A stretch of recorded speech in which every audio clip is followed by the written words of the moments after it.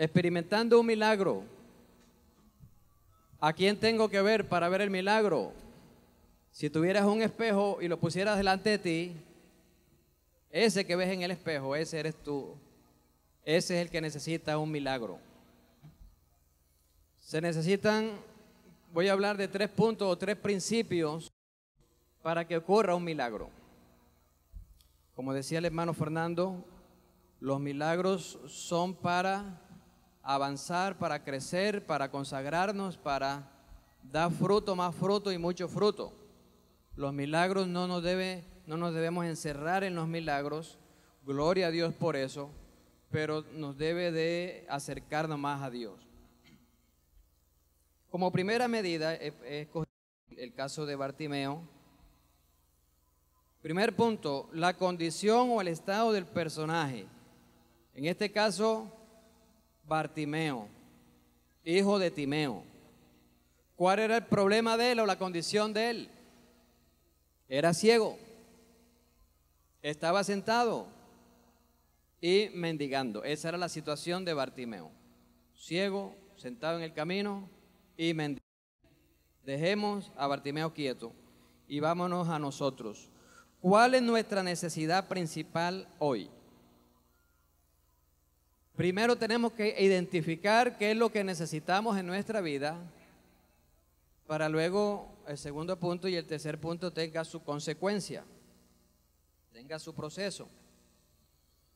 ¿Cuál es nuestra necesidad principal? Si no somos salvos, hoy tú puedes ser salvo. Aquí Cristo, Él es el Salvador nuestro y de todos los hombres. Es más, Él no quiere que ninguno perezca. La visión de Dios es muy grande. Nosotros a veces nos alegramos con ver la congregación llena, pero el Señor quiere que todo el mundo sea salvo y venga al conocimiento de la verdad. Por lo tanto, le pido a Dios que me ensanche el corazón para tener más compasión hacia los perdidos.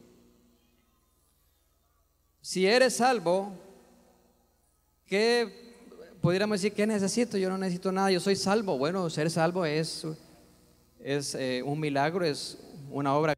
El favor más grande que Dios ha dado a nosotros es la salvación de nuestras almas. Pero resulta que cuando el Señor nos salva, no nos lleva para el cielo. No, nos deja en esta tierra para ser sus testigos. Y ahí, inmediatamente que somos salvos, comienza la etapa de la santificación, de la perfección, de la madurez, en la cual muchos cristianos patinan. Aunque son salvos, comienzan con el problema, dificultades y luchas. El apóstol Pablo en Filipenses 1:6 dice: estando persuadido de esto, que el que en vosotros comenzó la buena obra la perfeccionará hasta el fin. Yo estoy seguro de algo, que Dios no ha terminado todavía conmigo. Yo todavía no he alcanzado lo que Dios quiere que yo alcance. Ninguno de nosotros es perfecto, somos perfectos, pero vamos en el camino de la perfección. Segunda Corintios 6, el apóstol Pablo dice que tenemos promesas. Dices, amados, puesto que tenemos tales promesas, 2 Corintios 7, cuidémonos de toda contaminación de carne y de espíritu, perfeccionando la santidad en el temor de Dios. Tenemos tales promesas, que Él es nuestro Padre, nosotros somos sus hijos, nosotros somos su pueblo. Por esta promesa dice: limpiémonos de toda contaminación de carne y de espíritu. ¿Habrá algo entonces que a ti te obstaculiza la madurez cristiana, la santificación, la perfección? Entonces eso lo puedes anotar en tu mente. Esta es mi prioridad. Yo quiero crecer en el Señor, pero esto no me deja. Entonces eso es una prioridad y eso hay que identificarlo, porque Dios no obra milagros a la loca. Dios no es loco. Dios es el único y sabio Dios. Y Dios alumbra nuestras tinieblas. Tú encenderás mi lámpara, dice el Salmo 18. Jehová mi Dios alumbrará mis tinieblas. Entonces Él alumbra nuestras tinieblas, cosas oscuras que están por nuestra vida, que no nos dejan crecer. Eso es una prioridad. Algo que tampoco nos dejaría crecer son los pecados ocultos. Pecados, pecamos y nadie se dio cuenta, el pastor no se dio cuenta, el diácono tampoco. Pero ¿qué hacemos en la iglesia si no confesamos nuestros pecados? Pecados ocultos. Amados hermanos, respetable iglesia del Señor, pecados no confesados, pecados no perdonados. Y si nosotros tenemos pecados no perdonados y Cristo viene, nos vamos a quedar en esta tierra. Con todo y lo que hagamos en la iglesia y lo que tengamos, Jesucristo se dio a sí mismo por una iglesia para presentársela a sí mismo, una iglesia que fuese santa, sin mancha, irreprensible. El apóstol Pablo en Tito, capítulo 2, dice: la gracia de Dios se manifestó para salvación a todos los hombres. Entonces, la gracia de Dios salva y la gracia de Dios nos capacita, nos enseña a renunciar a la impiedad y a los deseos mundanos y nos enseña a vivir piadosamente, justamente, aguardando la esperanza bienaventurada y la manifestación gloriosa de nuestro gran Dios y Salvador Jesucristo. ¿Cuántos están esperando la venida? O el arrebatamiento, deberíamos decir. Nosotros estamos esperando es el arrebatamiento. Pero tenemos que saber que si estamos esperando ese momento glorioso, nosotros necesitamos estar convencidos, conscientes de que si nosotros no hemos pecado y no le hemos confesado a Dios, estamos mal. Y hemos venido a la convención para consagrarnos, para acercarnos a Dios, porque hay mucho trabajo. El apóstol Juan, primera de Juan 1:9, dice: si confesamos nuestros pecados, Él es fiel y justo para perdonarnos. Dios es grande y Dios es bueno. Y yo no digo esto promoviendo el pecado, ni le digo, hermanos, pequemos porque después Dios nos perdona. No se puede jugar con Dios así. Pero estas cosas os escribo para que no pequéis. Y si alguno hubiere pecado, tenemos abogado para con el Padre, a Jesucristo el justo. Jesucristo es la propiciación por nuestros pecados. Cuando le fallamos a Dios en cosas de nuestro carácter, sobre todo de nuestro comportamiento, el Espíritu Santo es como un censor, nos dice: estás mal, así no es la cosa, por ahí vas mal. Entonces yo le confieso al Señor y el Señor me perdona. También dice Proverbio 28, el que encubre sus pecados no prosperará, pero el que los confiesa. Si tú no le has confesado un pecado al Señor, este es el momento de que tú le confieses al Señor. Alguien pudiera decir: pero ¿para qué si ya Dios lo sabe todo? Pero la confesión es una doctrina bíblica. Y Dios no me perdona hasta que yo le confiese: Señor, yo confieso que soy esto, que yo hago esto, que yo me porto así, que yo ofendo. Al confesarlo, yo comienzo a recibir el perdón de Dios y me siento mejor y mejor. Entonces, podemos identificar: si yo necesito un milagro hoy, necesito confesarle a Dios mi pecado. Otro punto que nos impide el prosperar en la vida cristiana es la falta de unción. La unción o yo lo defino así: la unción es el Espíritu Santo activo en el presente. La unción del Espíritu Santo no es algo del pasado, es algo que tiene que ser del presente. Y el apóstol Pablo en Efesios 5:18, él dice: no os embriaguéis. Él le dice a la iglesia: no os embriaguéis con vino, en lo cual hay disolución, sino sed llenos del Espíritu. Yo quiero decirles algo, hermanos: que aquí hay hermanos y aquí hay aún pastores que se han conformado con el nivel espiritual que tienen. Tienen una congregación, tienen un ministerio, pero se han quedado en lo que conozco solamente. Y Dios nos invita en esta convención a avanzar más a su presencia, a buscar más. A mí me pasó una vez una experiencia en donde yo soñé que estaba como en una piscina, y la piscina era agua limpia, y alguien me decía, lánzate, y yo iba a la orilla y me lanzaba, porque yo ahí estaba seguro, ahí yo conocía eso, pero la voz me decía, vete para lo profundo, y yo decía no, porque tengo miedo. Precisamente el Señor, después que desperté, me dice, eso es lo que pasa contigo. Tú te has encerrado en tu propio yo, en tus propias cosas y experiencias, y yo te estoy invitando a un nuevo nivel espiritual. Iglesia de Colombia, el Señor nos invita a todos a tener, quizás ese es el milagro que tú necesitas. Oye, yo recibí el Espíritu Santo, sí. Gloria a Dios. Pero necesitamos un milagro, ser renovados. ¿Cuántos quieren ser renovados? En esta mañana tú vas a ser renovado. El milagro te va a llegar ahí a ti. Nadie te va a poner las manos. Si tú sigues estos 3 pasos. Entonces ese es otro punto.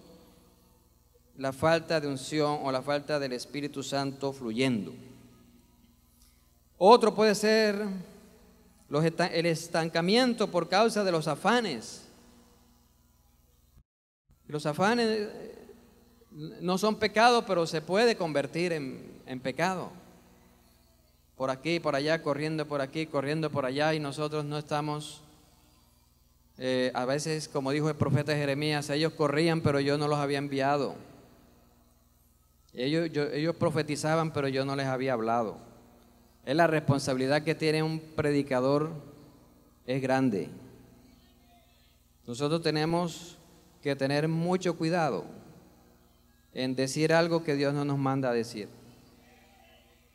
En que siento algo, si no está en la palabra, hay que escudriñarlo todo y retener lo bueno. Entonces a veces eso es lo que pasa. Estamos estancados, no hemos pecado, pero los afanes nos ahogan la palabra. La apatía, la tibieza espiritual, como le sucedió a la iglesia en Éfeso. No eres ni frío ni caliente, eres tibio. Entonces te vomitaré de mi boca. Si tú piensas que por una cosa o por la otra tu vida se ha enfrascado en una tibieza, anótala en tu lista. Dice, esta es mi prioridad, hermano. O Señor, perdón, porque ahorita vamos a orarle al Señor y vamos a presentarle, Señor, esta es mi petición. Tú vas a hacer un milagro en mi vida. También otro asunto sería la idolatría. La idolatría es todo lo que toma el lugar de Dios. Eso se vuelve idolatría. Otra cosa sería la sanidad emocional, que a veces nos sentimos rechazados o tenemos complejos de superioridad, complejo de inferioridad, y son asuntos, son problemas, todos pasamos por situaciones distintas. Entonces, cuando yo identifico mi necesidad, yo la anoto, porque ahorita se la voy a decir al Señor y el Señor me va a responder y voy a ser libre. ¿Cuánto dan gloria a Dios? También posiblemente necesita sanidad. Él es el que sana todas nuestras dolencias. Algunos dicen que algunos están enfermos es porque Dios los tiene enfermos, porque si no se descarrían. Entonces, ¿por qué los otros descarriados no se han enfermado? Y otros dicen, ese se murió, el Señor se lo llevó, quién sabe qué iba a hacer, y por qué no se ha llevado todos los que están descarriados. Son expresiones que a veces tienen fundamento, No tienen base y a veces la enseñamos como doctrina. Ahí es donde yo digo que tenemos que tener mucho cuidado con lo que decimos. Yo creo todavía que Jesucristo es el que sana todas nuestras dolencias. Bendito sea Dios. Primera de Pedro 2:24. Dice el apóstol, quien llevó él mismo, hablando de Cristo, quien llevó él mismo en su cuerpo nuestros pecados sobre el madero, para que nosotros, estando muertos a los pecados, vivamos a la justicia, y por cuya herida nosotros fuimos. A veces nos enfermamos una cosa o por otra cosa. Buscamos enseguida la palabra de Dios: Jesucristo, por tu llaga yo recibo sanidad. Y si esa es tu condición, también el Señor no hace acepción de personas, ¿sí? La prioridad que tú pongas, esa es la que Dios va a actuar, en la que Dios va a actuar y te va a responder. Ese es el primer punto. Entonces, ya identificaste cuál es tu prioridad, porque voy para el segundo punto. Y aquí es donde uno tiene que ser echado para adelante. No conforméis a este siglo, transformados por la renovación de vuestro entendimiento. Bendito sea Dios. Segundo punto está en el verso 48. En el verso 47 de Marcos 10. Es la visita que Jesús hace ahí donde estaba el ciego. Allá estaba el ciego, Bartimeo, sentado, mendigando. Pero a esa ciudad llegó Cristo. Y entonces Bartimeo dice, ¿qué es lo que está pasando? ¿Quién está pasando por ahí? ¿Qué es esto? Porque iba Jesús, sus discípulos y una multitud. Y le dijeron, pasa Jesús Nazareno, o Jesús de Nazaret. Cuando él se da cuenta quién es, entonces él comienza a actuar. Es decir, el conocimiento nos hace actuar, nos lleva a la acción. La fe sin obras es muerta. Y la fe descansa en las promesas de Dios. O sea, todo lo que Dios nos ha prometido, yo por la fe me puedo apropiar porque son promesas de Dios.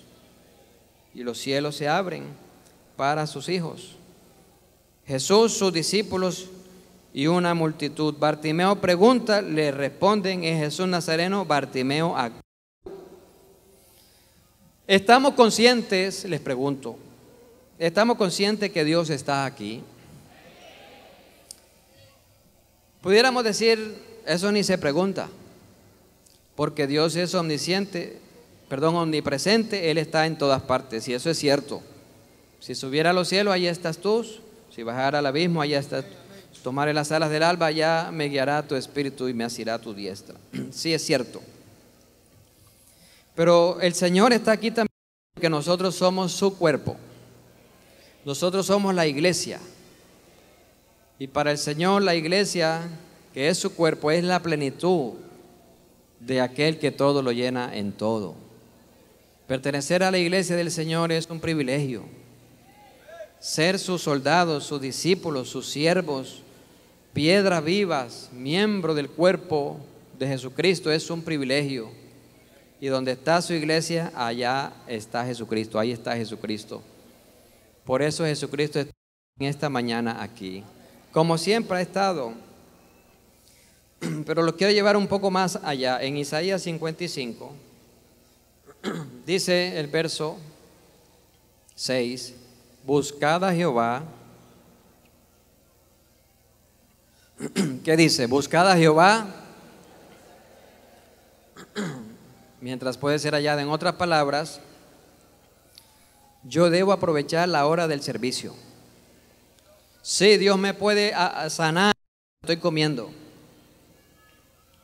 cuando estoy durmiendo, sí, eso es cierto, pero en el momento, en las horas que nosotros reservamos para el culto, ahí está, por decir así, está la distracción retirada, ya está como, estamos más disponibles, más sensibles a la presencia de Dios. Entonces dice, buscad a Jehová mientras puede ser hallado, llamadle en tanto está cercano. De manera, mis amados hermanos y amigos, aquí está Jesucristo. Y hemos escrito en un papel o en nuestra memoria mi necesidad, mi prioridad. La hemos identificado, número 1. Número 2, aquí está el Señor. Vamos a leer unos versos del Salmo 34. El Salmo 34, ahorita lo cantaba el grupo Koinonia. Dice en el verso 4, busqué a Jehová y Él me oyó y me libró de muchos de mis temores. No, dice, me libró de todos mis temores. O sea que la obra de Dios es completa. Él no quiere que nosotros seamos 99.9% santos y 1% con iniquidad. No, la obra de Dios es total. O es todo o es nada. O estamos con Cristo o estamos contra Cristo. O somos de Él o estamos contra Él. Aquí la cosa es fuerte. El Señor vino para redimirnos de toda iniquidad. Y como el Señor es el Espíritu que se pasea en medio de su pueblo, el Señor hoy nos está mostrando, nos está hablando, nos está como guiando para tratar con nosotros en cualquier área de nuestra vida. Busqué a Jehová y Él me oyó y me libró de todos mis temores. Verso 17 también. Verso 15, perdón. Los ojos de Jehová están sobre los justos, mire eso, y atentos sus oídos al clamor de ellos. Verso 17. Claman los justos y Jehová oye y los libra de todas sus angustias. Cercano está Jehová a los quebrantados de corazón y salva a los contritos de espíritu. De manera que el segundo punto es el darnos cuenta que ahí está Jesús. Bartimeo, cuando preguntó, le dijeron, ¿es Jesús Nazareno? Dijo, bueno, aquí llegó el Mesías, aquí llegó el Hijo de David. Entonces comenzó a dar voces, como dice el versículo 48 de Marcos 10. Jesús, Hijo de David, ten misericordia de mí. Y muchos le reprendían para que callase, pero él clamó mucho más, Hijo de David, ten misericordia de mí. Entonces ya entramos al tercer punto. Segundo punto entonces es realizar que el Señor está aquí. Darnos cuenta, no solamente por la declaración teológica, sí, la Biblia dice que Dios está en todas partes, sí, eso es cierto, pero hacerlo más personal para mi vida. Dios está aquí y en esta mañana Dios quiere hacer un milagro en mi vida. ¿Estamos listos para recibir el milagro, hermano? Ya lo tenemos ahí identificado. Milagro de toda clase. Y el último punto con el cual concluyo está en Marcos capítulo 10, versículo 49. Jesús se detuvo y mandó a llamarle. Qué privilegio es ser llamado por el Señor. Es un honor que el Señor nos haya llamado, porque eso fue lo que Jesús le dijo a sus discípulos. Ustedes no me escogieron, yo los he escogido. Yo os he puesto para que vayáis y llevéis fruto, y vuestro fruto permanezca. Todo lo que pidiereis al Padre en mi nombre, Él os lo dé. Entonces el Señor nos ha escogido y nosotros nos hemos dejado escoger. No es que Dios escoja a este y no escoja a este. Nosotros creemos en la doctrina de la predestinación, pero eso lo entiende uno es cuando uno es salvo. Uno no puede comenzar a decir, ¿será este salvo? Si no está entre los elegidos, no se va a salvar. ¿Para qué le predicas? Eso es un peligro. El mismo Jesús dijo, id y predicar el evangelio a toda criatura, a todas las naciones, por todo el mundo. Aquí está nuestra parte. El que creyere y fuere bautizado será salvo. O sea que la salvación no es arbitraria. Dios no nos salva, querramos o no. Si yo no quiero, Dios no me puede salvar, aunque Dios tiene el poder de salvar a todo el mundo. Pero Dios espera nuestra respuesta, que creamos y seremos salvos. ¿Cuántos dan gloria a Dios? Llamó al ciego, ven, te llama, ten confianza, levántate. Él entonces, verso 50, él entonces arrojando su capa se levantó y vino a Jesús. Ahí está el encuentro del necesitado con el que le puede solucionar su necesidad. Ahí estamos nosotros. Hemos anotado en la lista, yo necesito esto.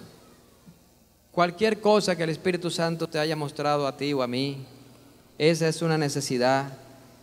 Y hoy nos acercamos a Cristo que está con nosotros esta mañana, dispuesto a abrir su mano y bendecir a todo su pueblo y actuar en el necesitado, en el que le pide, porque para siempre es su misericordia.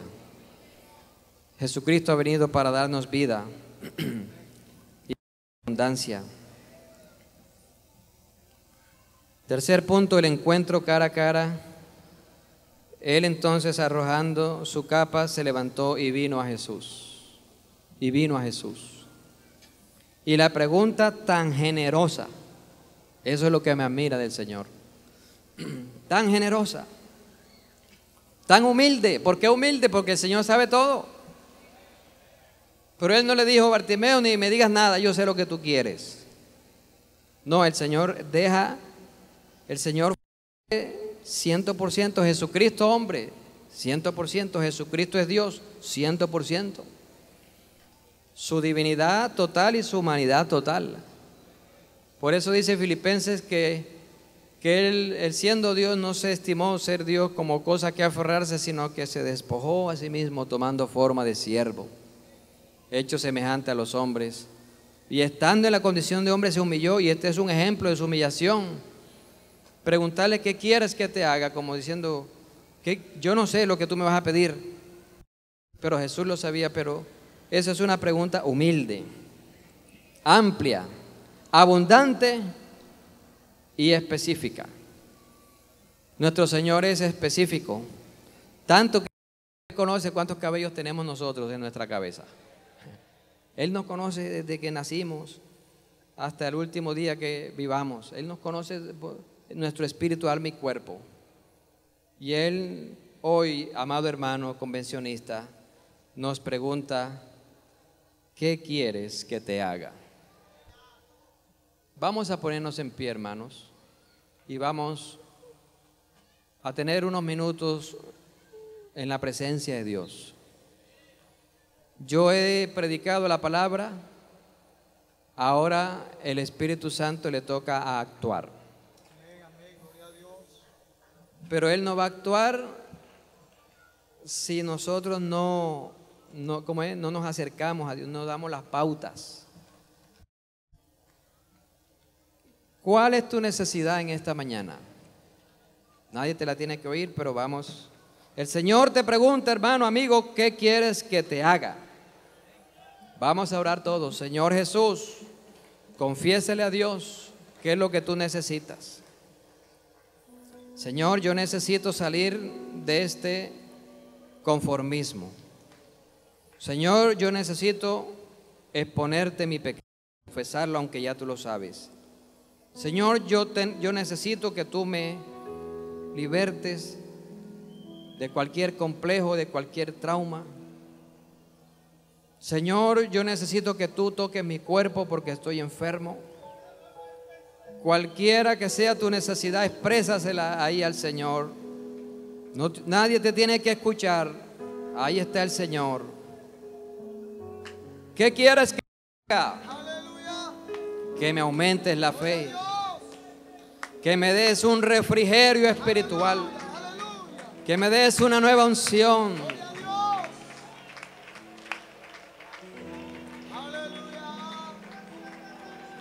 El corazón declarando su necesidad primordial.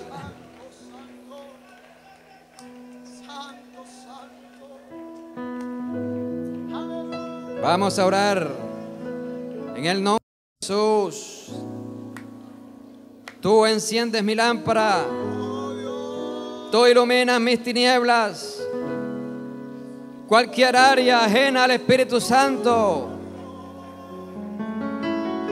en el nombre de Jesús, libértame y sálvame, Señor. Estoy delante de ti, oh Dios, y a tu pregunta que quieres que te haga, te he expresado mi necesidad. Ahora, ¿qué dices tú, Señor?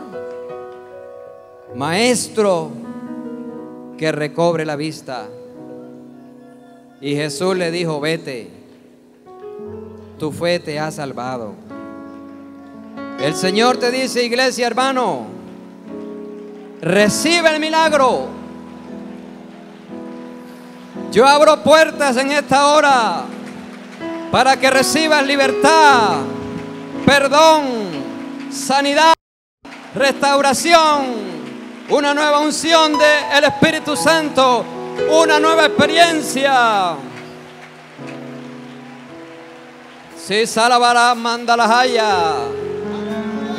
En el nombre de Jesús, tu iglesia recibe como Bartimeo recibió la vista, nosotros recibimos. Levanta tus manos, hermano, y dale gracias a Dios. Gracias, Señor, porque hoy he recibido un milagro.